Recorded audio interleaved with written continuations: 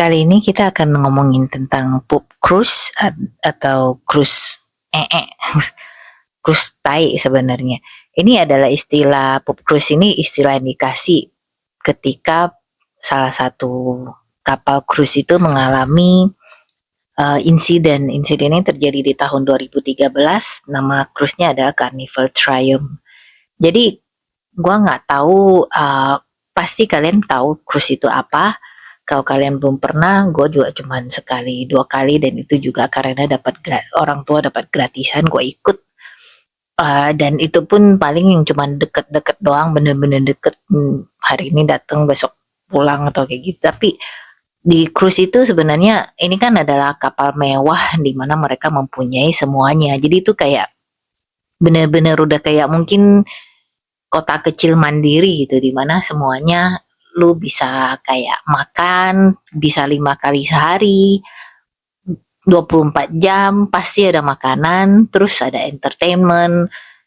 Entertainment utama dari cruise adalah kasino, itu ada revenue generator itu yang buat bikin mereka untung gitu. Tapi selain itu, mereka juga kayak ada kolam renang, ada kayak table tennis, ruangan mayong, bahkan kayak karaoke, kayak game apa namanya, kayak time zone gitu kecil-kecilan, atau kayak shopping, uh, swimming pool, pokoknya semuanya ada. Kau untuk orang-orang yang suka dengan entertainment indoor seperti itu, istilahnya indoor ya, karena lu captive, nggak bisa kemana-mana. Mungkin ada yang buat jauhan, mungkin mereka ada yang menawarkan kayak singgah di mana, gua nggak pernah yang kayak gitu, atau mungkin kayak ada acara di air kayak snorkeling atau apa, tapi gue juga nggak pernah yang kayak gitu.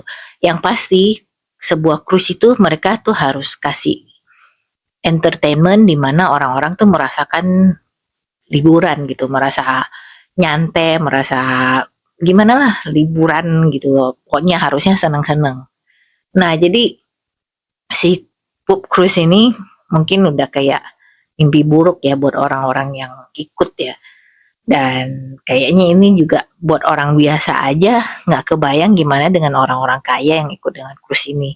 Jadi suatu hari di Carnival Triumph ini mereka mengalami ada sesuatu yang terbakar, dan kebakaran itu menyebabkan mati lampu. Jadi mereka tadinya, aduh, udah lumayan deg-degan juga kan kalau ngelihat ada sesuatu yang terbakar, ini bakal tenggelam nggak nih. Tapi sekarang kan zaman modern, mungkin nggak kayak Titanic atau apa gitu.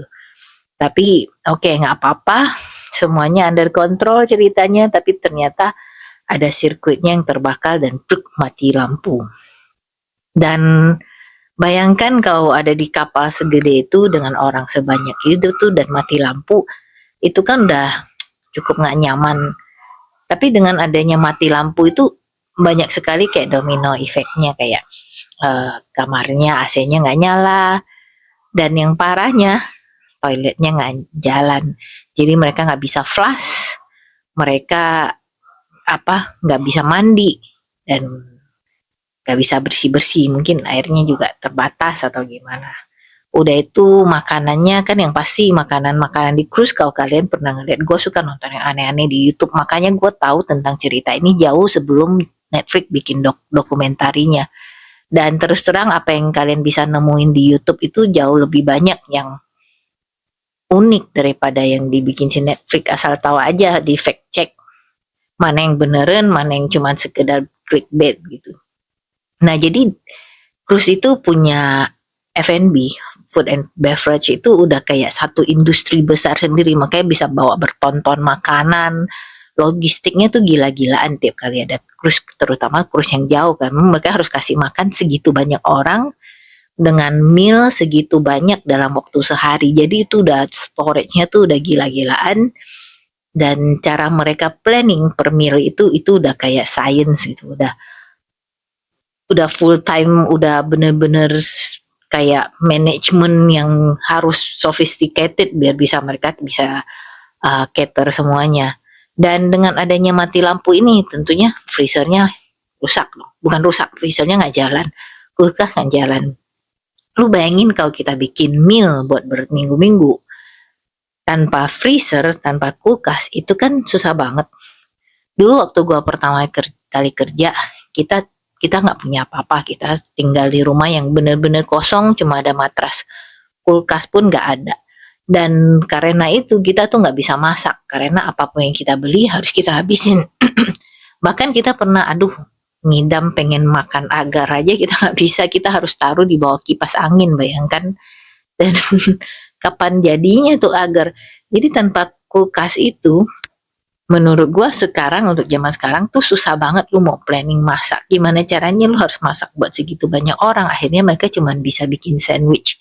Dan itu pun makin lama akan makin kayak lettuce-nya, tomatnya, semua kan, dagingnya juga jadi, kejunya itu kan juga lama-lama jadi nggak bisa. Karena mereka tuh terjebak di cruise ini berhari-hari gitu. Jadi makanannya udah sucks, kondisinya udah sak, mereka panas, apalagi tambah-tambah mereka tuh berlayar di tempat yang dekat Meksiko atau apa yang panas gitu. Dan yang paling parah kenapa namanya begitu adalah masalah sanitasi. Dengan toilet nggak jalan, mereka disuruh kalian pipisnya di shower aja. Terus kalau mau pup, mau kalian bisa ambil kantong merah, nanti akan dibagikan kantong merah, nanti kalian pup di situ, diikat dengan baik, ditaruh di koridor. Dan terus orang-orang kan kayak, gue nggak bakal mau pup di kantong itu, tapi karena berhari-hari makin lama makin itu, mungkin mereka juga mau nggak mau melakukannya ya. Ini gue punya tips nih, tapi mungkin gak akan bisa dilakukan di cruise.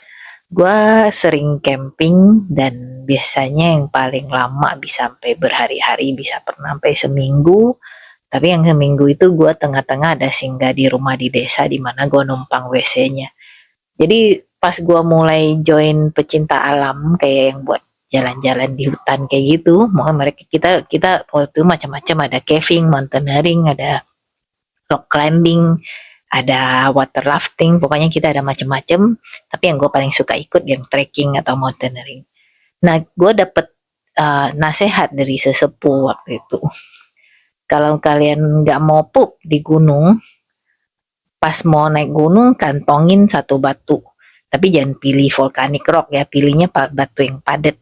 Dan itu yang gue lakukan tiap kali gue naik gunung. Gue udah lumayan naik beberapa banyak gunung di Indo, dan terbukti itu berlaku, entah karena guanya juga nggak mau, jadi memang nggak bisa, atau memang itu berlaku. Jadi gua nggak pernah pup di gunung karena gua nggak bisa membayangkan gua harus melakukan itu. Nah, tapi kalau di cruise, lu mau nyari batu di mana gitu. Jadi orang mungkin mau nggak mau, aduh gua nggak kebayang juga sih mereka harus pup di plastik, yang mungkin orang-orang yang biasa yang kayak gitu bisa pup di mana aja. Tapi aduh, pokoknya itu aja udah nightmare gitu. Terus pas mereka harus pipis di shower, itu kan gak bisa disiram, jadi makin lama makin pesing, makin pesing, makin pesing. Kau, oke, gue punya doggy dan gue ada aloket halaman belakang, pokoknya ada aloket satu tempat buat dia. Itu aja anjing gue tuh kecil, gue bersihin tiap hari. Itu aja kadang-kadang masih ada bau pesing gitu. Gimana dengan kalau kalian pipis di shower dan gak pernah disiram, apalagi makin lama makin penuh, aduh gue gak kebayang deh pokoknya. Anyway, itu bukan bagian paling buruknya, karena setelah berhari-hari mereka kayak gitu, dan tentunya mereka juga gak bisa bersihin diri sendiri dong. Mungkin karena gue agak OCD, agak germafobia, ini bikin gue greget gitu. Tapi akhirnya mereka berhasil dapet bantuannya berupa, awal-awalnya mereka didatengin satu cruise lain, tapi entah alasannya bagaimana, cruise itu cuman bisa kasih bantuan makanan, karena mereka nggak bisa kasih bantuan tempat tinggal atau gimana mungkin. Oke, mereka dapat bantuan makanan, mungkin ada sedikit perbaikan nasib. Tapi oke, ini cruise-nya ini diem di laut, jadi mereka nggak bisa kemana-mana. Mereka nggak bisa jalan, nggak bisa kemana-mana, jadi mereka mengandalkan orang yang datang ke mereka. Dan untungnya, kayak banyak yang tahu, cuman yang ngirimin bantuan jadi lama gitu, jadi mereka tetap harus berhari-hari di situ. Setelah dapat bantuan makanan, akhirnya mereka dapat bantuan takbot itu tugasnya buat menarik atau mendorong ya, pokoknya uh, untuk membuat cruise ini bisa bergerak gitu. Jadi mereka ditarik pakai tugboat. Dan masalahnya tugboatnya kan kecil tuh. Jadi mereka butuh beberapa biji, dan pada saat menarik kan nggak stabil tuh. Jadi kursnya agak oleng. Dan sekarang kalian bayangkan kalau misalnya toiletnya penuh dengan showernya penuh dengan pipis, toiletnya penuh dengan dan kapalnya goyang-goyang, keluarlah itu kemana-mana.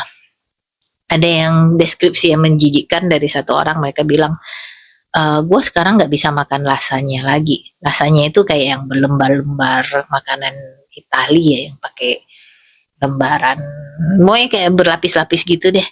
Soalnya dia ngelihat pas dia mau pup, WC yang tersedia tuh orang-orang kayak pup, habis itu mereka cover pakai tisu toilet, terus ada lagi yang pup di atasnya, cover lagi pakai tisu toilet. Jadi berlapis-lapis kayak gitu. Jadi sekarang dia nggak bisa makan lasanya lagi karena keinget sama itu. Udah itu dari foto-foto yang dikasih lihat. Jadi di mana-mana kayak ada genangan pipis, genangan air, ada yang bahkan semata kaki. Aduh, jadi itulah si Pop Cruise yang akhirnya jadi terkenal. Dan ini merupakan nightmare juga. Gue bayangin, ya mungkin ini masalah orang kaya ya, maksudnya ini masalah yang apalah artinya dibandingkan dengan penderitaan manusia sekarang, ya pasti kayak gitulah. Cuman kalau dari masalah higienis, ini sebenarnya sangat serius. Lo bayangkan kalau lo ke-expose dengan human waste segitu banyak, dimana semua orang terkaptif di situ. Orang-orang kan bilang sebenarnya kayak tempat kayak kapal terbang, kayak kapal kayak gini, dimana semua banyak orang yang terkurung di satu tempat, itu merupakan biang penyakit yang paling cepat gitu. Makanya pada saat kita ada COVID dulu, ada cruise yang dikarantina karena mereka cepet banget nularnya, mereka nggak bisa kemana-mana soalnya. Ya jadi itu inti dari apa yang dinamakan insiden Pop Cruise. Nah setelah gue ngeliat itu di YouTube, gue udah tahu horornya, bahkan mereka kayaknya punya lebih banyak foto atau video gitu. Dan si Netflix ini berusaha bikin dokumenter kayak ini. Sekarang belakangan ini mereka ngincarnya yang kayak gitu-gitu, karena gue ngeliat ada lagi yang lain yang berdasarkan kisah nyata yang konyol gitu. Tapi si Netflix ya tentunya mereka sedikit lebih banyak info kayak apa reaksi dunia pada saat waktu itu, pada saat berita ini keluar, pada saat jurnalis ngumpul di dermaga buat ngeliat cruise itu basically mendarat gitu. Jadi ada tambahan-tambahan info-info seperti itu. Tapi menurut gue kalau dari segi dokumenter masih kayak mereka cuman bikin itu kayak sebagai hiburan aja lah. Oke, dia bisa sebagai sesuatu infotainment lah, sesuatu informasi berita yang entertaining. Tapi di luar dari itu menurut gue mereka juga nggak banyak info-info penting yang bisa mereka masukkan, seperti kayak apa sih sebenarnya sistemnya si cruise misalnya, nggak ada yang mendalam kayak gitu. Cuman yang basically apa yang terjadi, dan mereka ngambil beberapa saksi yang ada di kapal itu untuk menceritakan secara first hand itu cerita langsung dari orang yang mengalaminya. Udah itu aja. Jadi ya nonton aja kalau kalian punya sedikit waktu. Menurut gue yang kayak gini-gini menarik sebagai pengetahuan aja, tapi ini juga bisa didapat dari YouTube dari semua orang selama kalian mengecek kebenarannya. Jadi ini cuma dapat 6,5 dari 10.